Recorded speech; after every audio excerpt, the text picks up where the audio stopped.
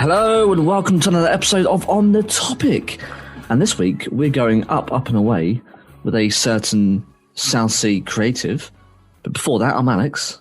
And we don't kick our guests off the show. We don't kick people off our Zoom calls like Jackie Weaver. I'm Dan. So today we are joined, as we mentioned, by Solent Sky Services. We're joined by Mike, Sarah and George. Morning, guys. Good morning. Welcome to the show. We'll talk about the documentary shortly, but what have you guys been sort of up to during the pandemic and, what have you been doing to keep yourself busy?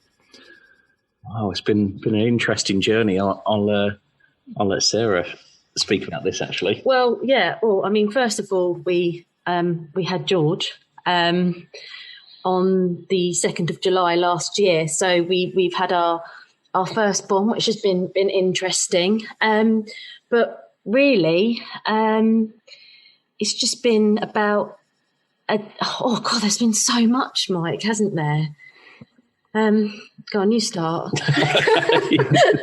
Sarah's finding it a bit overwhelming. Yeah. But, So last year it was bizarre. So it was a big growth year for us. We just moved into our first office, December 2019.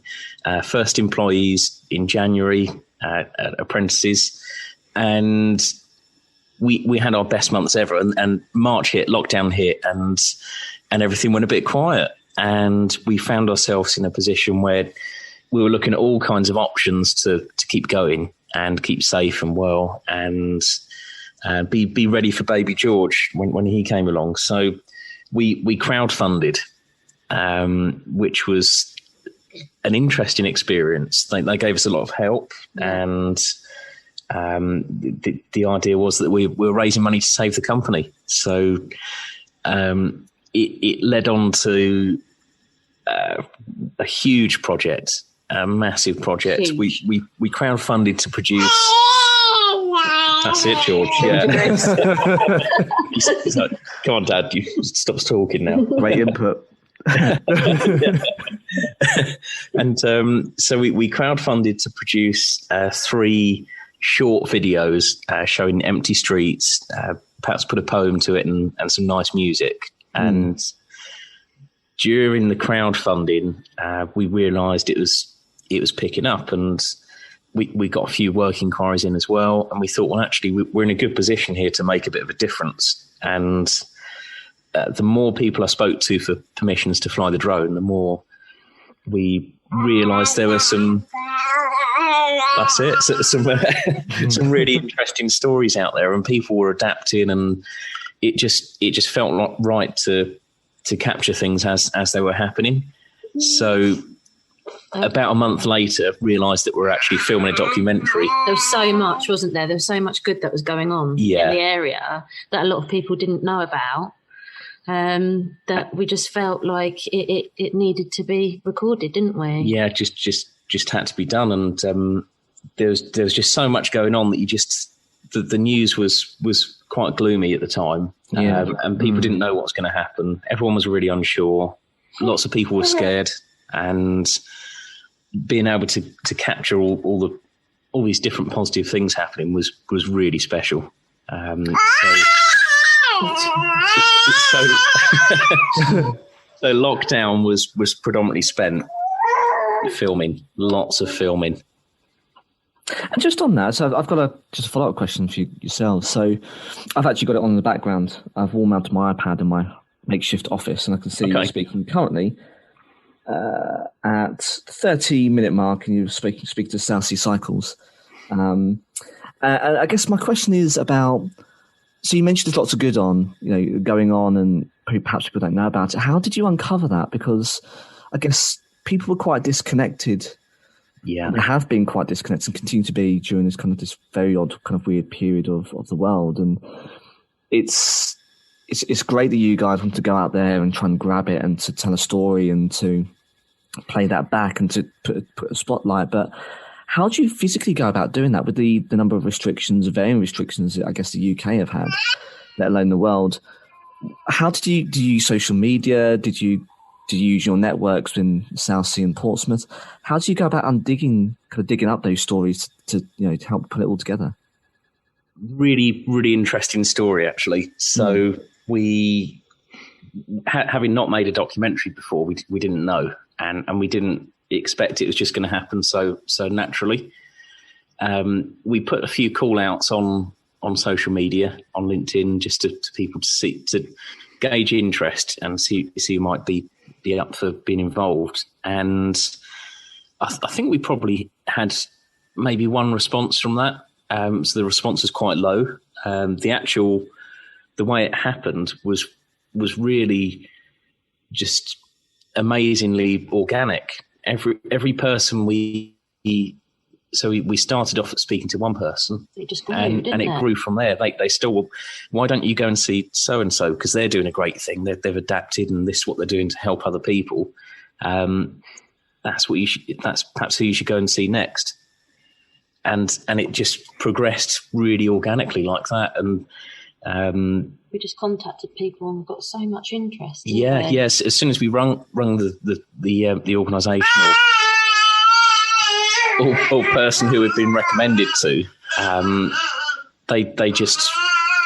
they were more than happy for us to come and visit and do some filming with them. And the restrictions were a concern, and it was a constant worry whilst I was filming, and a little bit stressful, but the positives overcome that. And the Portsmouth City Council, at the beginning of the project, they provided us with permission to undertake the filming throughout the pandemic, which was amazing, and that sort of gave us the confidence to do our own risk and method statements and just make sure we're as careful as we could be, whilst trying to be as relaxed as possible filming a documentary. Because if you're really uptight, then we wouldn't have got good results really.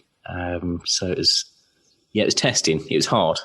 Yeah, it's interesting stuff, and we've got a follow-up question a bit later on from one of our listeners, Claire, who asked a question about the dynamics of going about that, but we'll save that to a little bit longer. But it's just interesting that people are quite forthcoming, wanted to tell their story, and it's great that you guys have been able to kind of wrap that up and to shine a light on it, because otherwise we wouldn't know. I myself, I'll be a good citizen. I'll do as I'm told, and I'll stand on the doorstep and I'll clap for the NHS. But that's your bubble, that's your world, and unless someone goes out there and tells that story, we won't know. So I think it's great that you've got the documentary out there to kind of help show that side of Portsmouth that perhaps people weren't aware of or couldn't have seen because they're at home. So it's been a great project. Yeah, brilliant. I'm glad you think so. And definitely. Everyone we sort of visited, it was they were just, it was all. I felt that they came across really proud of what they were doing, and it made them happy being part of it, I think, and made me feel good doing the filming too, because I knew it was just knew it was something unique that'd be good to look back on. It's very uplifting. I watched it, I think, just before Christmas. I think you guys had dropped it around sort of early December, if I recall.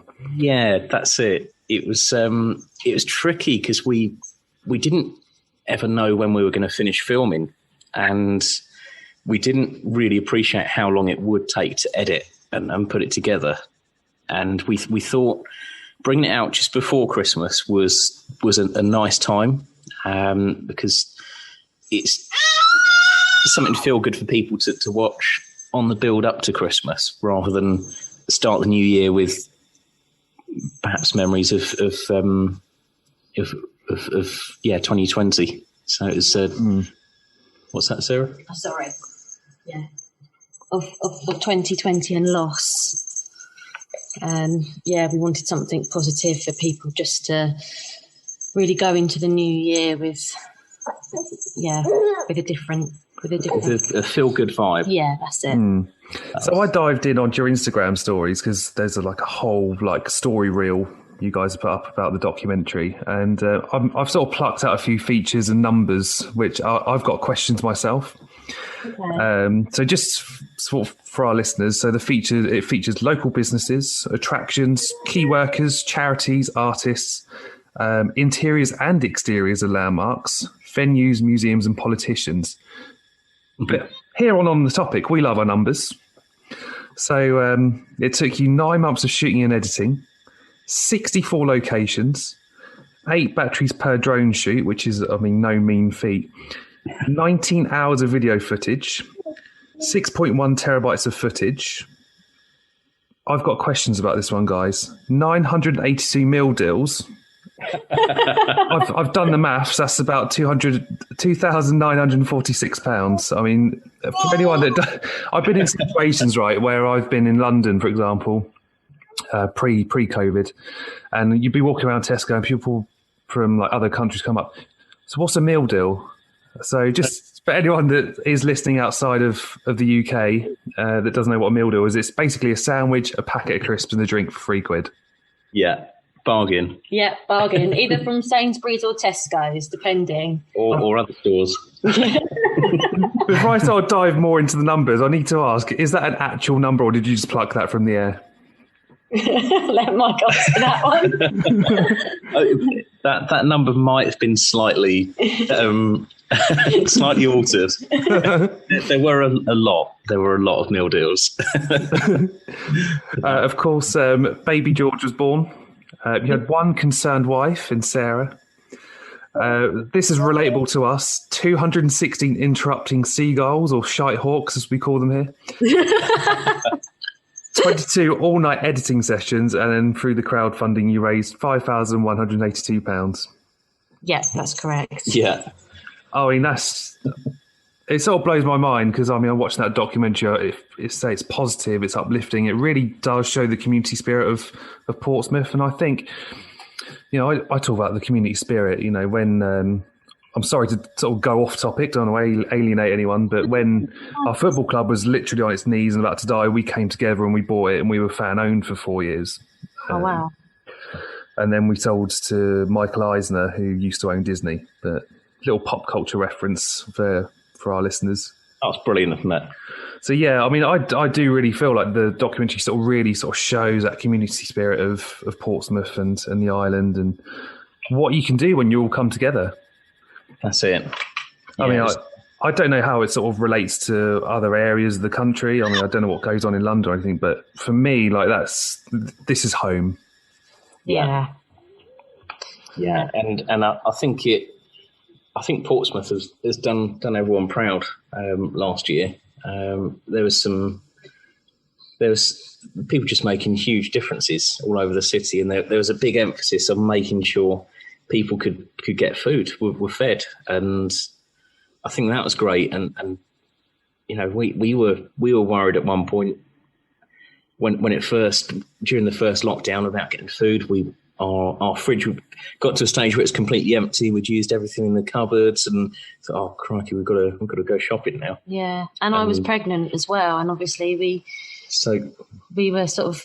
We sort of understood where other people were coming from and how they would feel. So it was when I popped into Pompey in the community to see what they were doing there. That was pretty special, and I thought it was great the players were getting involved too. That was really, really good. Of course, you had Christian Burgess and I forget the lad's name. He was on loan at the time. Cameron McGeehan. That's it. So I sort of noticed them. Oh, I miss Christian Burgess. He's a lovely bloke, actually. He did a lot for the community as a player and just an individual. He did a lot of charity raising and sort of going out and helping people. It was amazing. Yeah, he was a great guy, and it was also pretty. It was really nice meeting the legend, Pompey legend, Alan Knight. And hearing him speak about his experience. And it was just a really honest, straight from the heart talk about why he got involved and what they were doing. It was just, really, really good. His particular part, actually, in the documentary, I think I felt really heartfelt. Like one of the parts when I watch it back, I don't know, it just makes me proud to live in Portsmouth. And I was born in Portsmouth. And we both grew up in Surrey, and So Sarah's a Pompey girl now. She got married here as well. Oh, nice. We actually moved here 9 years ago to on the 12th of March. So we've been here for 9 years now, and absolutely love it. Wouldn't live anywhere else, would we? There's always something going on. Yeah. Apart from when we're in lockdown. It's a little bit quieter. No, but even then, I think you guys have shown that there's still some good going on. And you mentioned about some of the standout moments, with visiting and speaking to people. I mean, were there any other kind of moments that, apart from, of course, the whole project, were there anything that really stood out for you guys that you enjoyed? Or there was every shoot had a special moment for me. Really did, and I think the joint one we felt was at the very end when we filmed with Father Bob down at St Mary's Church, because it was the first shoot that Sarah joined me on, and it was George's first ever shoot as well. Yeah. Wow. All three of us went on that one, and it was just it was a really good. It just summed everything up. He's a great speaker, and he just made you feel good. Yeah, made you feel good. It was brilliant. Yeah.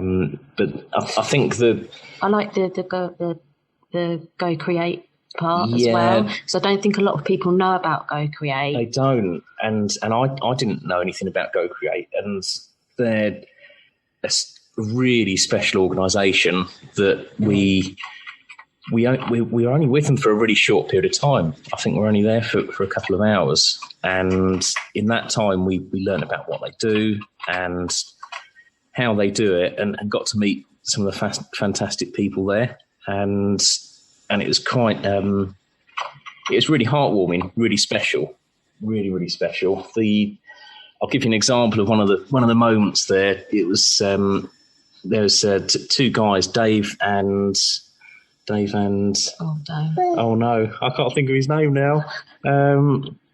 Dave. Dave.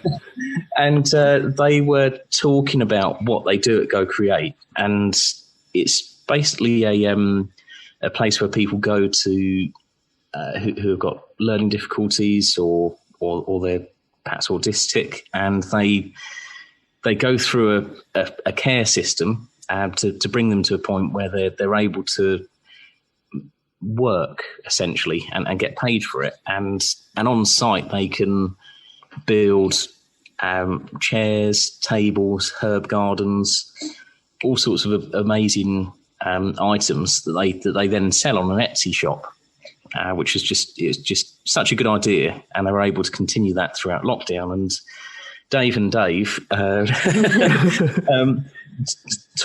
set up this amazing little showcase of everything they make, and we didn't realise they were going to.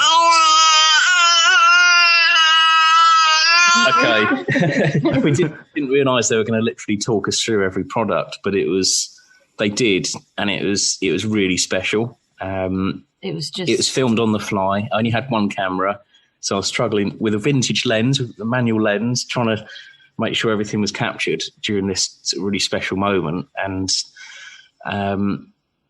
it's just amazing. So it's just the fact that they stood there so proud and spoke about what they'd made. And Mike said that, after that he finished shooting, there was people behind him clapping, because we were just so impressed, and everyone was just so proud that these two young guys had stood there and explained everything so well. And it just really, it was just so lovely, wasn't it? Yeah, it was definitely an eye-watering moment. Sort of turned around and everyone on site was clapping because of what they'd just done. It was just, it was really special, really, really special. And I think, leading on from Go Create, visiting Enableability was really special, because it's not, if you don't know anyone who's got a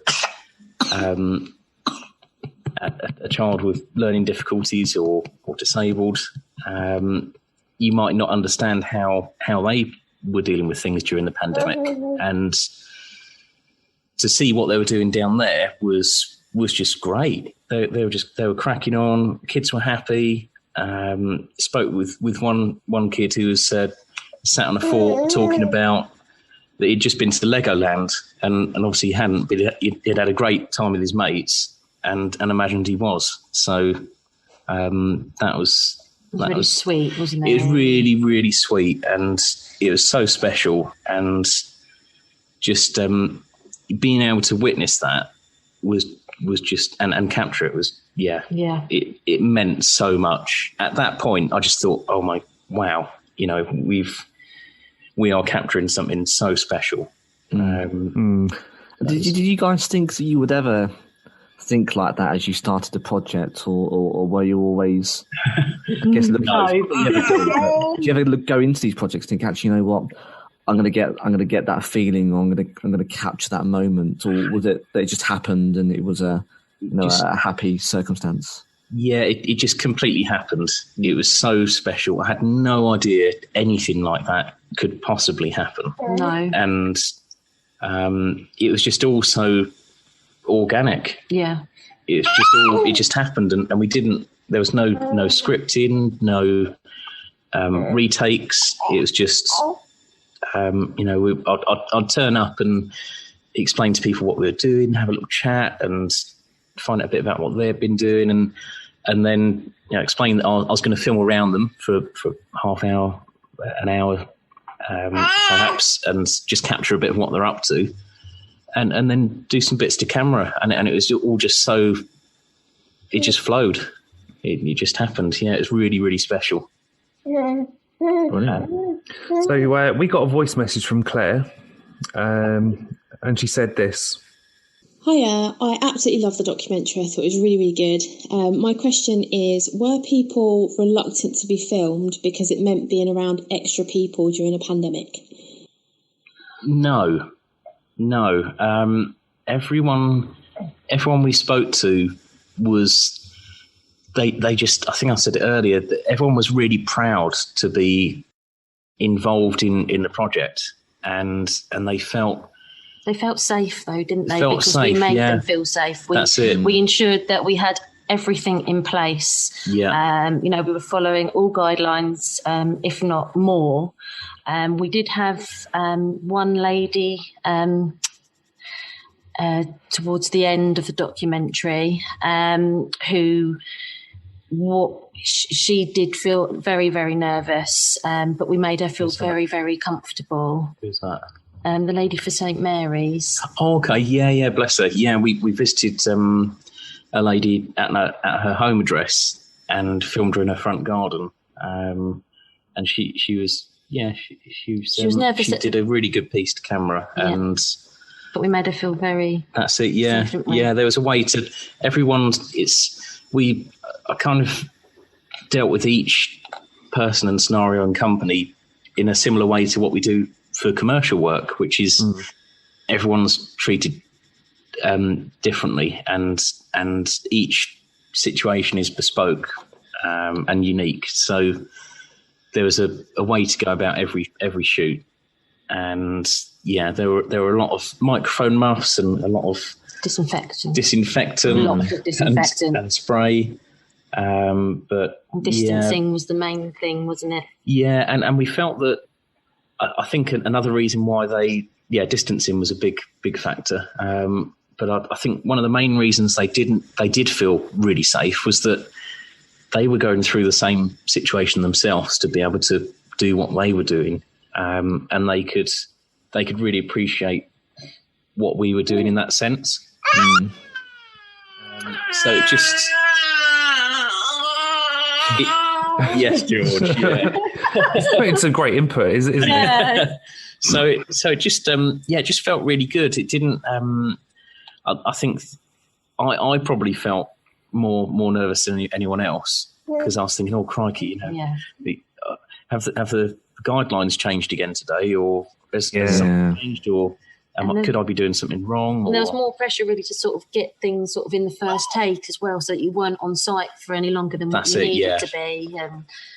Yeah, it was all quite methodical after the first few shoots. I think that poses a really good kind of interesting take on it. You know, it's the rules do and have changed and continue to change so often that you kind of really have to be up on it. And I guess a follow-up question that we've got from one of our listeners is, do you ever think as you were doing this that you ever, I guess, at any stage bit off more than you can chew? Did you ever wait? And how did you overcome those challenges? Because of course you did, and you've got a wonderful documentary, so you clearly did. But what were they, and how did you overcome those?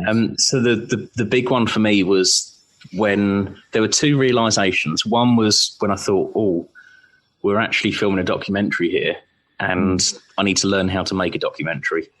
So that was. so you guys never done one before, no? This is your first. Oh wow! This is Mike down to a T. Mike loves a challenge. Like you'll never meet anyone like Mike. He will take on. Oh, you love a challenge, don't you? I do. You do. I do, and I'm quite tough on myself as well. And so that was the first realization. I thought, oh crikey, and that ended up with me ringing lots of local documentary filmmakers for advice and assistance, and lots of YouTubing, how to make your first documentary. And that was quite scary. And then I think the next time I realised that I bit off more than I could chew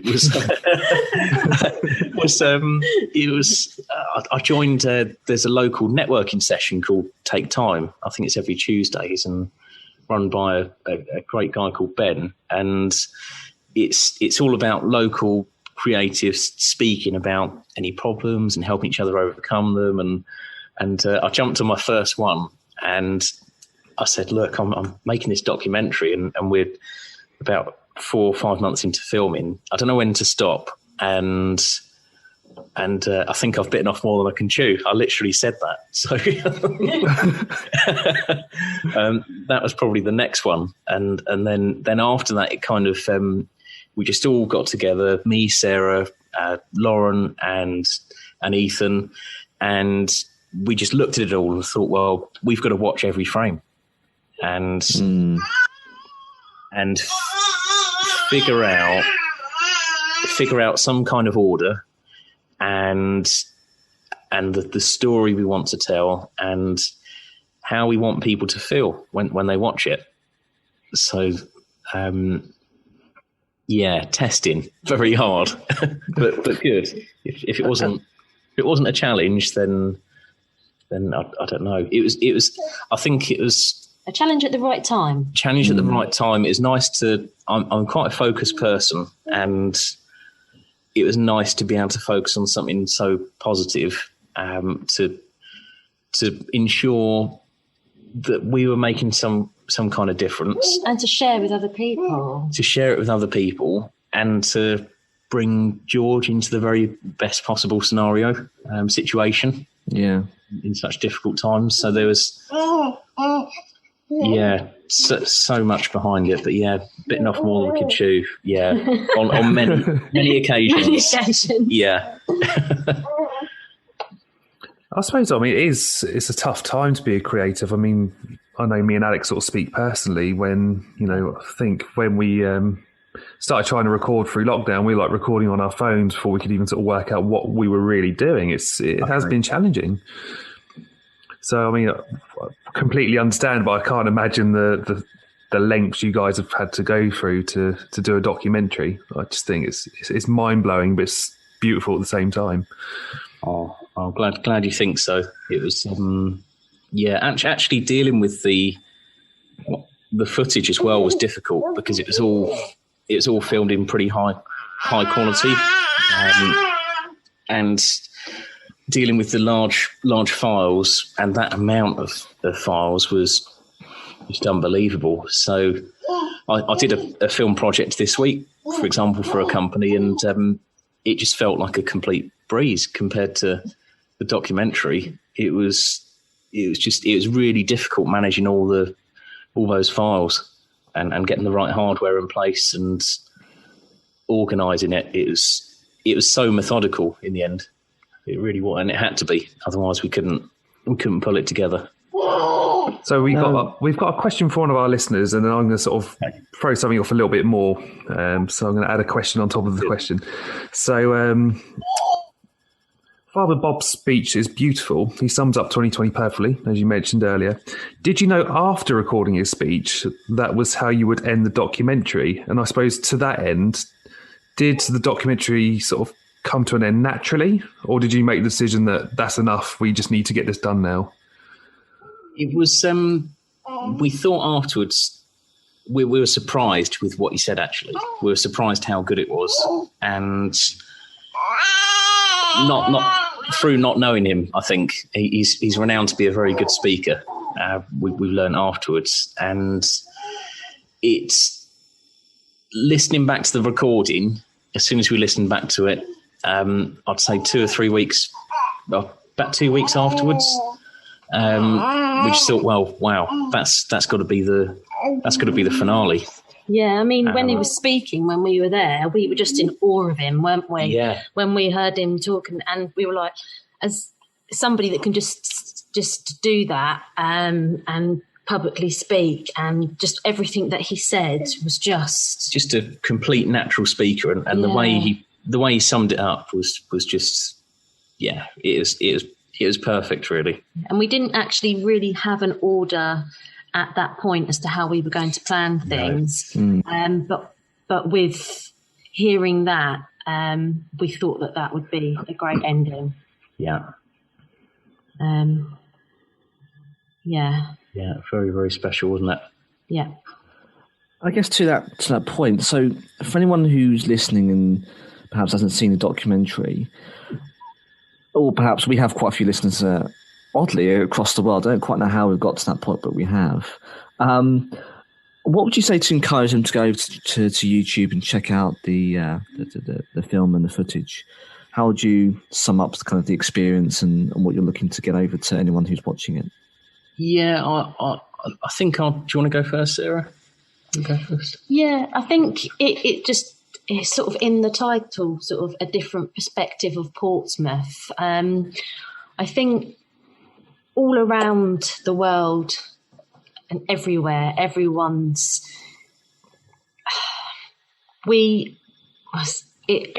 dealing with this at the moment in a way that they can. And Portsmouth is a brilliant place, and for those who know it, it's great. It is absolutely brilliant documentary to watch because you see everything that's going on and everything's very familiar. But as well, if you're not from Portsmouth, it's great to watch because you see how a city can work together to help to help local people. It's a feel good. It's just feel good for everybody, I feel. Yeah, I think there's, following on from that, I think there's some really good underlying messages. And I'd say to anyone, if I was on the phone to someone now from across the other side of the world, I'd say, it's great. It's a good opportunity. Watching this documentary is a good opportunity to give yourself some headspace, time to think, reflect, and absorb some really positive stories from the other side of the world, and to I think it's special. I think it's special, and we want to take people on a journey of emotion, and I think that's it, a journey of positive emotion. I know me and Alex are sort of going to move away in a second, but this will be the last question around the documentary. And we've both got some techie questions we want to ask. But what advice or guidance would you give to anyone setting out to create a documentary? Okay. That's a good one. Yeah, it's a good one. So there's a few different types of documentary, and so it depends what type of documentary you're looking at, whether it's capturing something as it unfolds, like an event or a pandemic, And, or perhaps you're speaking to someone who's had a really interesting life and they've got a great story to tell. So there's two different ways to approach it, really. And I think where do you start with it? So it's planning. Yeah, you've got to plan it, and there's only so much planning you can do with an event that's unfolding before your eyes. And looking back on that kind of documentary, it would be to make sure you've you know what kit you're filming on, I think, and it's not going to get to a stage where you've got so much footage you're struggling to get the processing power to deal with it. So that's it, isn't it? We filmed a lot, but then obviously it was getting it, preparing it, etc. I think that's the main challenge that we came across. Was difficult. Yeah, we went through a motherboard and hard drives and all sorts. Yeah. So wow. Yeah, so that's quite important. But I think if you're preparing a documentary for something that's already happened, or you've got the info and you can do the research, you can approach it in a completely different way, and you can have your story planned before you even approach any filming. You can have all your research in place, and it'd be completely different, quite interesting, and you could then interweave the stories quite a lot more, which would be good. So I'd say a good tip would be to research documentary making before you start. Without doubt. Yeah, without doubt. This one just came up and it just happened. And if anybody's got any questions, then they're more than welcome to contact us. Yeah, to get in touch, and we'd love to be a part of more documentary projects in the future. Yeah, fantastic. Yeah, it's really good, and I'd love to speak to more people who love what they do, and to capture that on film for them in a unique way, and collaborate with other filmmakers to help them on their journey. It's planning is crucial. Who you're going to produce the documentary with? Music is essential to the story. Absolutely essential. That drives the emotions and the thinking process. So that's important. And the time to allow yourself to produce it, I think. Yeah. Obviously people do have deadlines when things need to be put out, etc. But you really need to give yourself enough time. Yeah. To really perfect it. And talking about time, you can make a brilliant documentary filmed in one day. You can film a documentary in a day and edit it over 2 or 3 days, and it could be great. Or you could think, well, actually, I'm going to allow myself a couple of months to film this and collate everything, get it together, and it could still be just as great. It's having a good story is crucial. Yeah. To documentary filmmaking.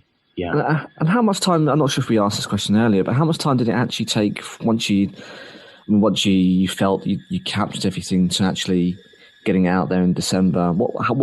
How long was that editing process for yourselves on this one? It took about 4 weeks to plan the editing. So so even before you start the editing, you've got a plan. Yeah, of course. Storyboard and everything, I guess. Yeah, it was. It was really the planning took a long time. That was about 4 weeks, and that was anything from what order we were going to look at displaying the stories, whether we would combine some of the stories and interlace them, or go for the more of a journey approach.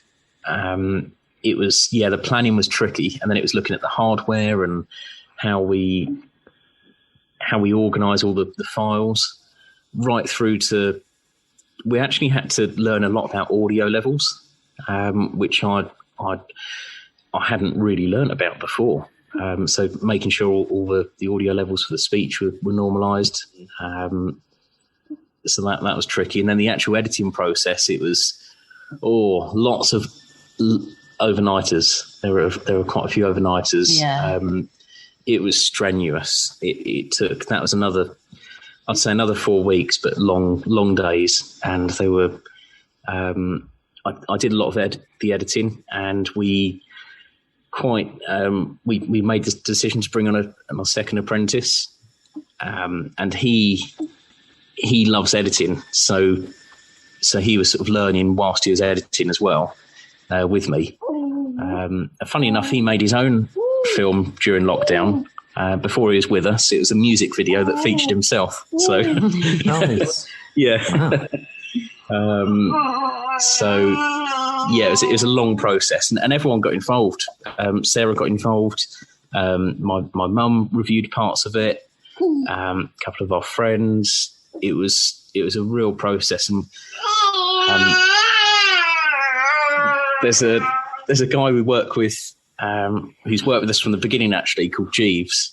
He does a lot of our copywriting and graphic design. He did the subtitles from the other side of the world in Mexico, which was pretty amazing. Oh wow! And he helped with the launch of the documentary as well. So he was working with us on blogs and social posts, which worked really well. So it's just all of that was happening at the same time as the editing was being finished. So it's quite an intense build-up. Fun, but intense. Yeah. No, great, and it sounds like you do need to call upon others to kind of give their opinions as you shape kind of how you want it to look and feel. But it's. I did wonder, with the amount of just footage that you've got, how do you get to the point where you call it a day, but weeks and weeks and weeks and all nighter sounds like that's the way to do it. Yeah. It was so difficult, and at the start of the editing, I thought, right, this is not going to be longer than an hour long. It can't be. It can't be longer than an hour, because I just thought it'd be too long otherwise, and we just couldn't reduce it anymore, because there were so many good stories. Yeah, and there's quite a bit we didn't include as well from the same shoots. That we're probably making to mini docs in the future, but yeah, I was going to ask about the unused footage. You got a plan for those, I guess. We're in the planning stage. Yeah, so in the planning stage, it'd be really nice to revisit everyone. Yeah, and to do follow-up pieces, and you could do something solely on them, really, which would be really nice.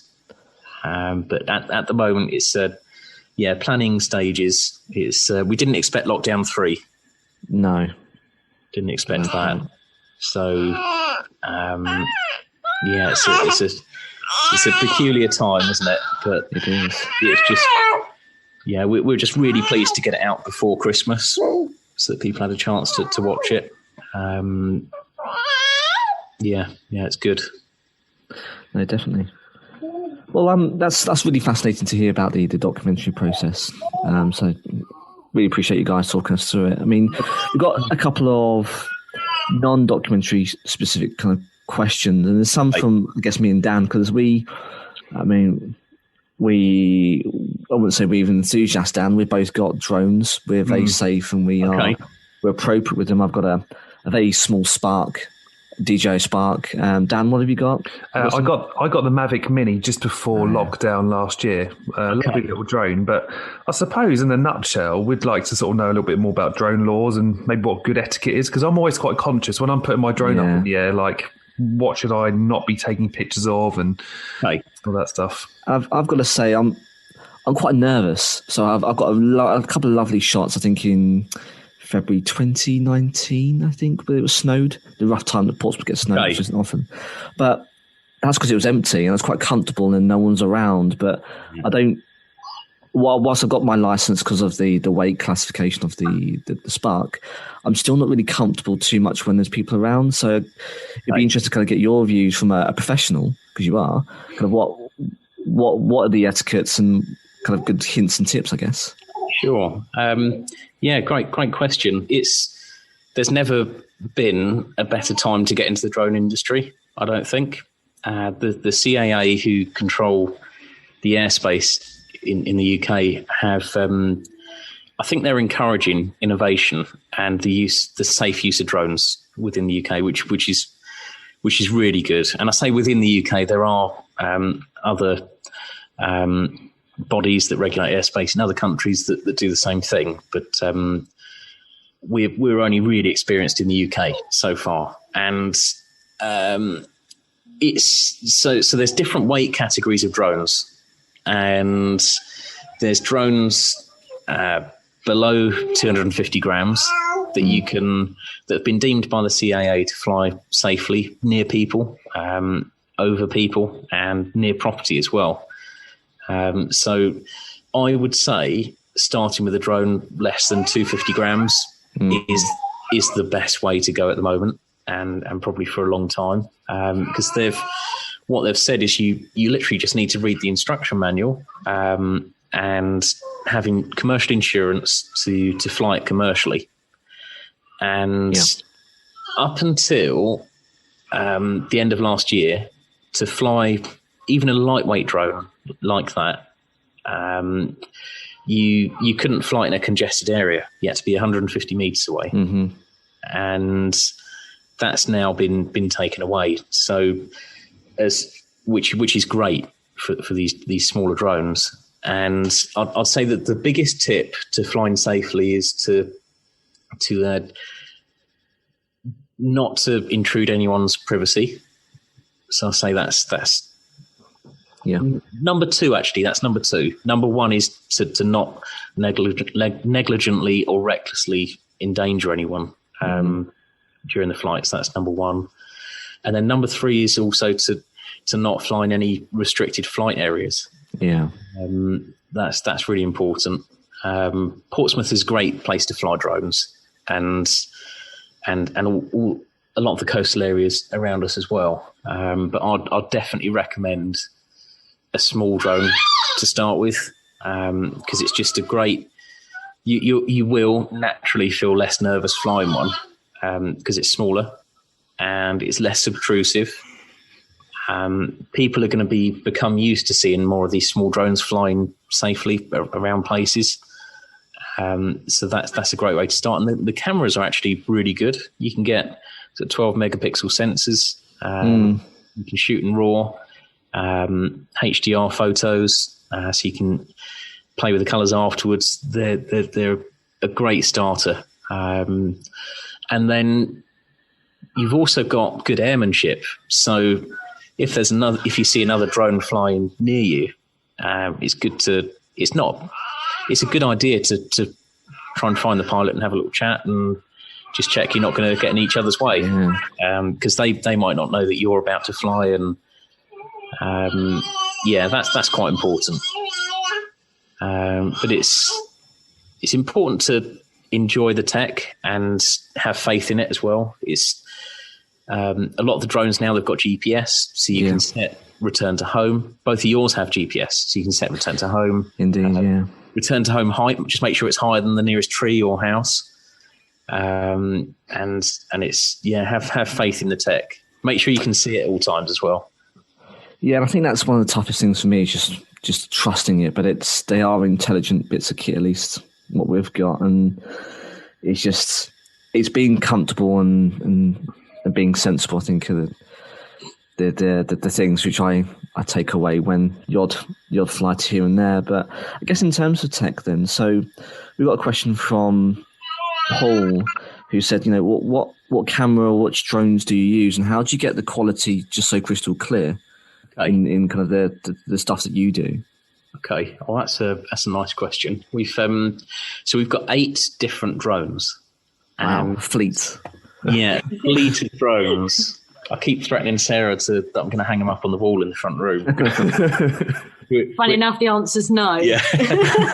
We've all been there, Mike. We've all been there. That's it. Yeah, we moved out of our office space, which is empty at the moment. We're at home at the moment, so that's the idea. But yeah, so 8 different drones. There's a different drone they're like tools. So there's a different tool for each job, and it's you can, similar to ground cameras, you can take a great photo on a pinhole camera that you've made from a cardboard box with a hole in it. But you could you could have somebody doesn't know how to operate the camera using a £4,000 camera. You can't get a good shot. So I'd say it starts with composition. Composition is really important to learn about composition. And then it's the camera settings. So you can either learn to shoot manual, which is what I recommend, so you get the best exposure. And it's really about knowing how to get the most out of the bit of equipment you're flying with. Is what I'm trying to say, essentially. So it's learning the limitations. So when at what ISO setting is it going to start to introduce noise? How slow can you bring the shutter speed whilst taking a photo for the drone to be stable enough for it not to be blurry at night? That's quite key. So a lot of it's in the settings. But yeah, it is in the settings. But we do like to use a particular drone, don't we, for the cinematic shots? Yeah, which is one that me and you use jointly. So the filming is a bit different. The photos you can take a really good drone photo on a super cheap drone. Mm-hmm. You really can. And even the Mavic Mini, you can take a great photo on it. Perhaps not from really far away, but closer up. Really good pictures. Yeah, get phenomenal photos. So when it comes to filming, to get the very best results, we use the Inspire 2. And the reason it's so good is it's super stable in the air, and it's like the size of a small dog. Yeah. That's how I describe it. It's the same size as our Jack Russell. Yeah, and it carries the camera underneath, which is operated independently from the drone flying. So the pilot can focus on flying the drone and doing it safely and being in the right position for the person who's operating the camera. So as that enables the person operating the camera to really focus on getting all the settings right. So yeah, it comes back to the settings again. It's so important to know what the camera likes. Some cameras will be at their sharpest at sort of 5.6 aperture, whereas if you shot at 2.8, it might not be. You might not get the most of that sensor because they're only small sensors on these drones, unless you go into the realms of heavy lift and lift your Sony A7R4 into the air. It's all about getting the most of the sensor, really. It's all about the movement as well, though, isn't it, with it? So if Mike's flying and I'm doing the camera, it's about working together and planning the flights and the shots that you want to take before you take off, and just communicating the whole entire time. We do anyway with any drone. We work together, obviously, because it's important that that we're safe. But we work together to get the shots, and it's actually really satisfying when the drone's in the air, and we want a particular shot, and Mike's flying one way and I'm doing the camera so that it's focusing and independently. Just knowing that we're going to have a look at that after and see the footage, you just get like, it's just really exciting. And then sort of we rush home and then put it straight on with a cup of tea and look at it and just feel it's a lovely feeling, just to see how the smooth how smooth the footage is, and we just love producing it, don't we? Yeah, so I think another tip would be practice. Yeah, definitely. Keep practicing, trying again, try different things. If you're filming, to get a really nice, buttery, smooth parallax shot, it's good to have the drone moving one way and then the camera moving the opposite direction. Yeah, because then you find with the sort of rolling shutter most of these drones have got, it comes out nice and smooth rather than jerky, and that kind of leads me on to the 180 degree shutter rule, which gives the image the right amount of motion blur. So a good tip is to have the shutter speed at twice the FPS, the frames per second. Okay. So yeah, if you shoot in 25 frames a second, have the shutter speed at 50, and then you'll get nice amount of motion blur you're used to seeing on the movie screens, and that works really well. And sometimes to achieve that, you might need to control the amount of light that comes into the camera physically by putting a filter on the end of the lens, a neutral density filter, ND filter, to reduce the amount of light that's coming in. So it's a lot of what goes into getting the best shots it's in the settings. It really is. And yeah. And you can still, I know I mentioned you can get lovely photos and really, really cost effective drones. You can get lovely video as well.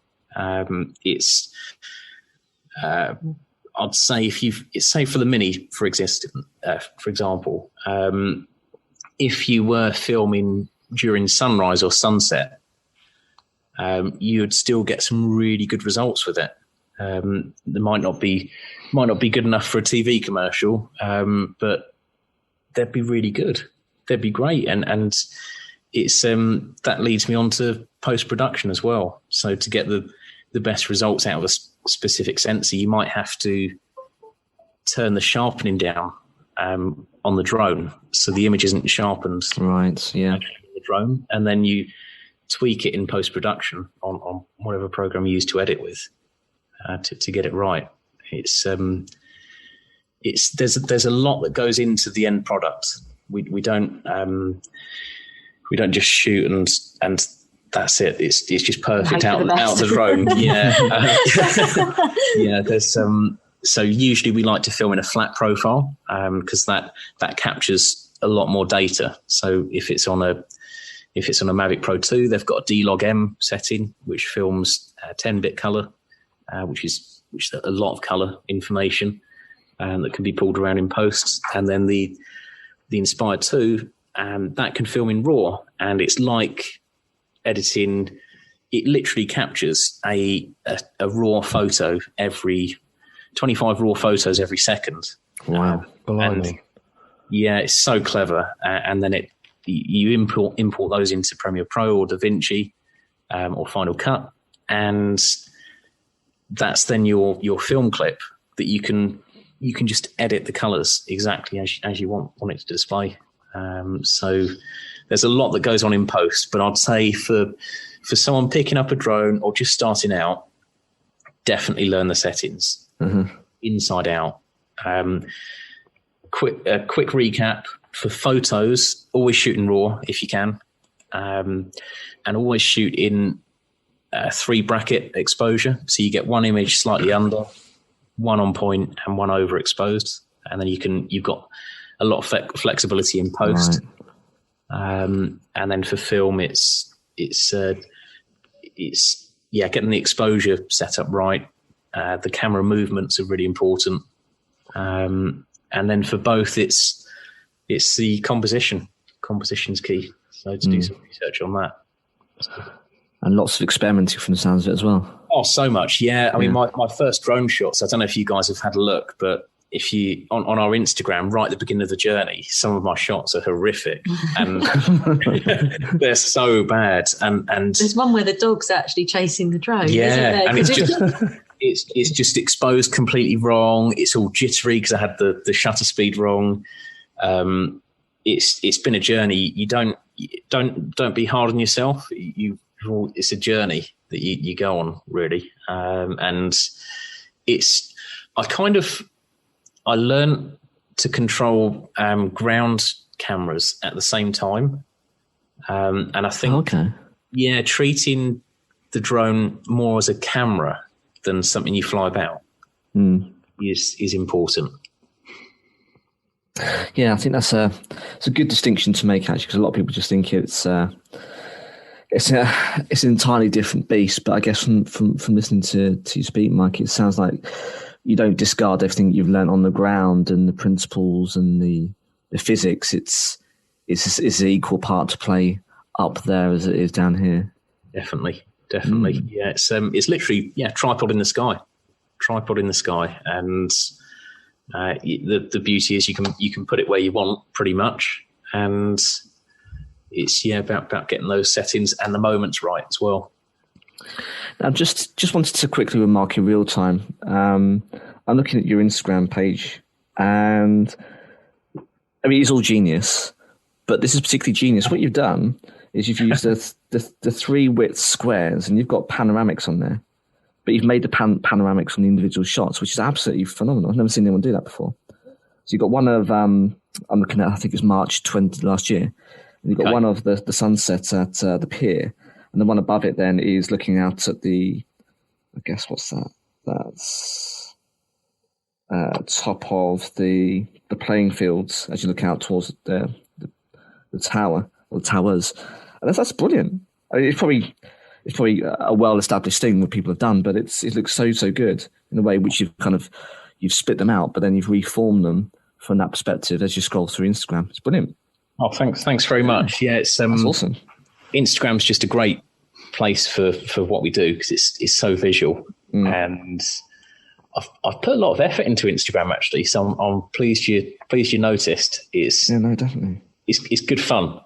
It is good fun, and we've been through all kinds of stages on there, and as to how we present our work and what we do, whether it's a 3-split panorama or we've got one row that might have more orange in it than any other colour, to just keep it an interest. Curated. Yeah, definitely. Keep it interesting. And I think what I'd like to do at some point is do some sort of video to just follow the feed down. Yeah. To where it started. That could be interesting. Yeah. Or maybe a small book with all the images and little descriptions. That could be nice. I'd buy that. Would you? Yeah, definitely. Yeah, 100%. Yeah, Okay. I mean, you guys sort of started following me on my photography journey back in 2018 when I first sort of joined Instagram as a photographer. Unfortunately, I don't really get a lot of time to do that now, but I try to where and when I can. A lot of my energy sort of goes into the podcast now. Okay. But I've got a question from a listener, Gemma, but I'm going to pin my own question onto it as well. It's an interesting one. Have you ever had a drone malfunction in an inappropriate place, like above water, or have you ever got stuck in a tree? And so much to the point, I've added this on because I'm a little bit of a nervous flyer like Alex. How do you overcome your fears of flying a drone over open water? Because, again, sort of looking at your Instagram, there's one of it's looking at the tower, and you're clearly above Portsmouth Harbour, and it just looks terrifying, but equally beautiful. Okay. So Water's actually one of the best places to fly over, isn't it, Mike? It is. Because it's the safest. There's no congestion. Because we plan every flight, we've been incredibly well. We've been lucky. Oh yeah, we've been so lucky. There's electronics, isn't there? And anything could happen. There could have been a manufacturing fault or anything. So you've got to.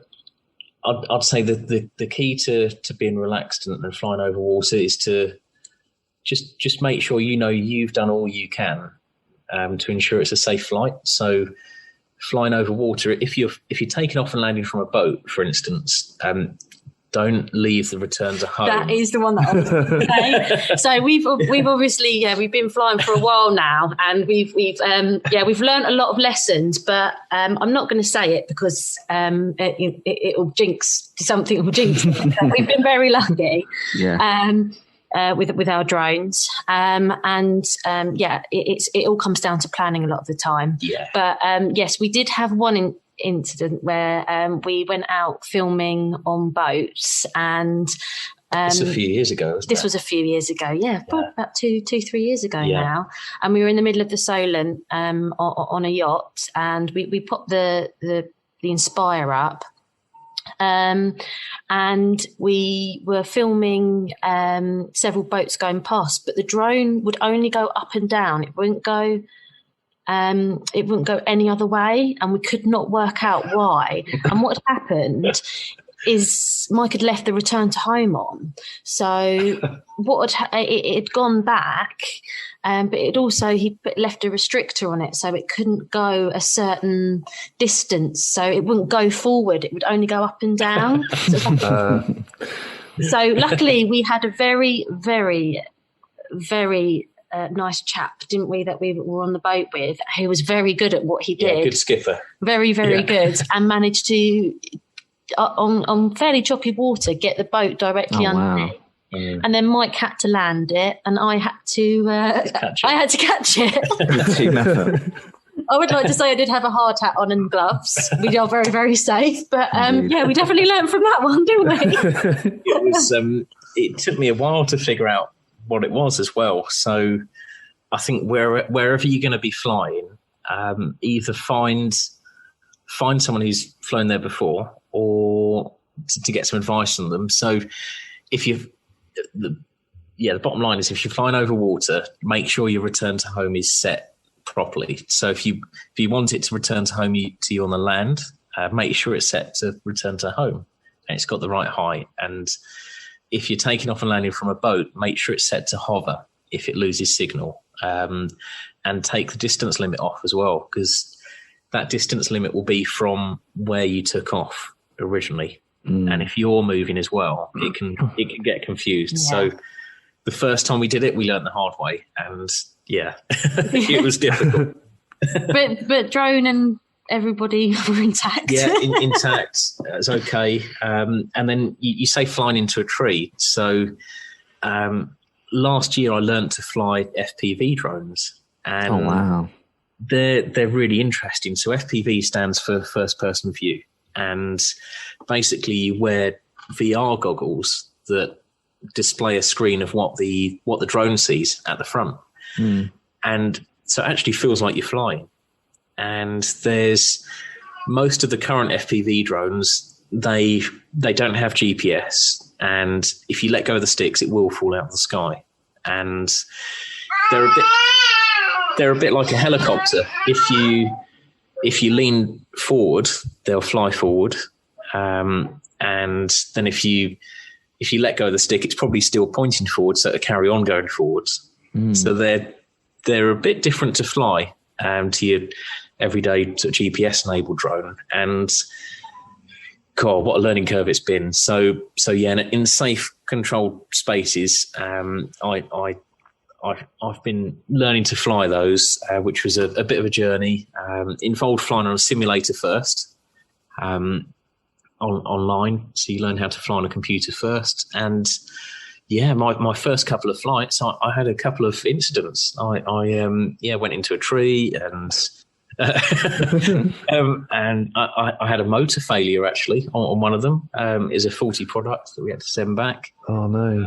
Yeah, but it was that was with these FPV drones. Yeah, they're a lot different to the ones that we fly to get a lot of our pictures and videography. They're a different ball game, aren't they? It's been a learning curve, and since those initial sort of learning stages, I've flown an FPV drone off was it Whitfield Shopping Centre? Oh yeah. Whitfield Shopping Centre, Central London. Flown one off there, around Cascades, around Gunwharf Keys, and now it's sort of tried and tested, and you know what we're doing with them. They're okay, but that was a learning curve. That was a huge learning curve, and I'd say other near misses have been. Probably seagulls have been difficult. Yeah, seagulls are the worst. Yeah, they've been difficult at times. So having to fly out the way quick, and yeah. That's why you've always got to have somebody watching the drone as well as somebody flying it. You've got to have a spotter, because you know, if seagulls just like to they enjoy diving, don't they? Yeah. You've got to be quick. So back to flying over water. Like Sarah was saying, it's one of the safest places to fly, because if it falls out the sky, which is very, very, very, very unlikely, it's not going to injure anyone. You might have lost your drone, but you should have some sort of insurance in place, just in case. And Yeah, it's a good place to fly. Just make sure your settings are right and your battery's okay. Looking at the weather conditions is really important. So making sure your drone can cope with the weather. I think that's really good insight, because when I was playing around again when it was snowy a couple of years back, I was changing out batteries every 5 minutes, and then you have about 15 minutes. I wasn't using a lot of movement. That's because it was -2. That's it. So it was chomping through the power cell. Yeah. And I think, I've still got time. I look down on my device on my screen and say, no, it's got, like 10%. We're going to return to home. I was thinking, why is it doing this? Of course, it's the weather. So it's quite an obvious thing, but it's even the temperatures can have such a big impact on the electronics. It's something I didn't really consider until I faced ditching my drone just in front of the Spinnaker Tower off Old Portsmouth, because I didn't account for that. Yeah, it's you definitely got to watch out for it. And I think if you've not got batteries that heat themselves ready to fly, and even if you do, it's worth making sure they're kept somewhere warm beforehand. And even if it's in your pocket for half hour before, that's going to help, because batteries don't like the cold. No, they don't. Top tips. Yeah. That's it. And I guess just conscious of time, we've used up a lot of your time, but just a final question. So you guys have mentioned about, you're in the planning stages of looking at the other footage, and you got the FPV tech now under your belt. Can you share any kind of insights to what kind of projects you may have coming up in 2021 that you could share with us? Yeah. Or concepts, if you don't want to commit or to let the game away. Have you got any kind of concepts that you're toying with? Perhaps you could give us some insight to. Okay, so I've been doing a lot of research into interactive videos. Oh, okay. Which has been interesting, and we've been speaking to another sort of startup, small business, who have got this lovely software, and it's going to add a new dimension to the videos we produce. I think everyone's used to seeing lots of video content now, and we need something different. People have been sat in front of screens for almost a year now, haven't they? So interactive videos are going to form a big part of what we do going forward. Oh, wow. Yeah, that's going to be interesting. And yeah, I'd love to work on more documentary content. Love to work on more of that, telling people stories. So we will be contacting everyone who's featured in the documentary to have a chat about a few ideas. That's definitely going to happen. Just in the early stages of that at the moment, though, aren't we? Trying to think of how we can use the footage that we've got in the best way. Yeah, that's it. And it would be... Yeah, I think so. Yeah. Lots of ideas, exciting stuff. Yeah. And Mike could go, right, you're opening a box with Mike. He's got so many ideas. He's just... We've been working with another drone company, actually, who specialises in these FPV drones. And we've built 2 larger FPV drones that will carry cinema cameras. So the camera we filmed the documentary on can now take to the skies with on top of an FPV drone. Oh, wow. Quite interesting. Yeah, so we've been working on that. We'd also like to get involved in the smaller drones. So it'd be nice to get some better cameras on the smaller drones. So that's an interesting avenue to look into. And then another plan we've got is to we sold a few drone experience days as part of our crowdfunder, and we've not yet delivered those because it's just not felt right with the current circumstances. No. So to get out there and work with people to help them enjoy drones and not be worried about flying them is going to be really good. It sounds like you might have 2 interested punters if you ever open the floodgates again. No, it sounds good. Definitely. 2 more who might be signing up. But it sounds like an exciting year ahead. You've got lots of variety and versatility. So, we wish you all the luck in terms of what you got planned, and hopefully as things progress this year, we can get out and about and start going back to some kind of normality again. Sounds good, and really appreciate it. And I think, Alex, with your drone, it's worth you looking at the A2 CFC course at the moment. Oh, okay. It's within that sort of weight category. Yeah. So it's worth looking at that. There's lots of different companies that offer the courses across the country, and they've all got different deals. I think one at the moment's got a deal where it's £100, and they give you some tips and tricks as well at the same time, which is quite good. Oh, brilliant! So that would be a good idea. Yeah. It's been good speaking to you. I think the other thing about the documentary that'd be interesting to mention, going back to that actually, was what it was filmed on.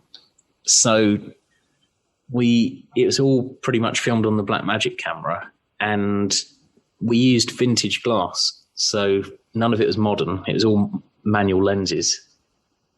Oh, right. You can, one lens I got in a charity shop. Wow. Yeah. So it was a bit cool. Wasn't the easiest to film with or keep focus. And then a few of the others were really, really nice vintage lenses. So that was good fun. So I'm hoping to work on some really interesting projects that we'll be able to apply all the learnings to from last year, and really, really add a lot of value. That's going to be interesting. Sounds like you've got a lot of exciting stuff lined up. Sort of to round things up, thank you so much for coming on the show. I think it's been very insightful. Yeah, thank you. It's been very fascinating, but we'll put a link to the documentary in the description and your contact details. But where can our listeners find you on social media if they want to hit you up and have any more questions? Yeah, brilliant. Really appreciate it. So Solent Sky Services on Instagram, Facebook, and LinkedIn, and on Twitter, the Drone Pilots. So it'd be great to be interacting with more people on social media. It's always good fun. Twitter we find is really good for conversations. LinkedIn we find is really good to speak with clients and prospects, and then Instagram we find is really good for collaborations. Really, really good for collaboration. And then Facebook we find we just love sharing local content on there, and got some interesting followers there. So that's good. And it'd be good to find out from you guys and maybe some people that follow you what they would be interested in seeing on our channels. We've been, a lot of the content we put out is our imagery and videos, but we've never done a podcast before or anything like this. So this is quite exciting. Thank you both for spending the time speaking to us. As I say, we wish you all the best in. Thank you for having us in your projects. No, not at all. Always welcome on. Always. Yeah. Thanks. Really appreciate it. And I think we'd be good to do a follow up. Be really good to. Yeah, 100%. We'll have you on any time. Yeah, thanks very much. Take care. Cheers, guys. Cheers, guys. Thanks. Take care now. Thanks. Bye-bye. Bye. Bye. Bye. Bye, George. That was mine. See ya. Bye. Cheers. Bye. Bye. That was Mike, Sara, and Baby George. Thank you to those guys for joining us on the show. Hopefully, Alex, that's the start of many more local guests. Yeah, we've got lots of plans. We said at our 2021 most anticipated, so it's nice to actually kick off and have some good momentum behind it. So really looking forward to some more creatives as we get into the year. But great episode, Dan. What have we got coming up planned in the next couple of weeks? Well, we'll be doing our third and final part of WandaVision, so obviously we want people to get involved on that. So let us know your thoughts on the weird, wonderful, quirky Marvel adventures. We're going to be talking about Cobra Kai. Really excited. I've just finished season 3. Cracking show. And of course, hopefully, we'll be looking at who would you like to recast in a film or a TV show? Yeah, it's an interesting one. Sometimes they get it right, but sometimes they get it wrong. So if they're going to reboot it, what would you expect? And we'll have plenty more. So as usual, guys, we've got all the contact details in the description below. And Dan, if our listeners want to get in contact with us about any of the episodes just heard, or perhaps any questions they want to put forward to Mike and the gang, how can they get in contact with us? We are on the Topic Podcast on Facebook, Twitter, and Instagram. And of course, we have Gmail, which is onthetopicpodcast@gmail.com. Alternatively, you can leave us a voice message through Anchor. You can, yeah. In the description below, there is a handy link. All you've got to do is click on the link, activate the microphone on your mobile device, leave us a voice message, and you can be part of the show. You put your voice straight in there, and you can be in our episode, as plenty of people have done over the last couple of years. So you get in touch and get involved. But, for another week, I've been Alex. I've been Dan. And we'll see you next time.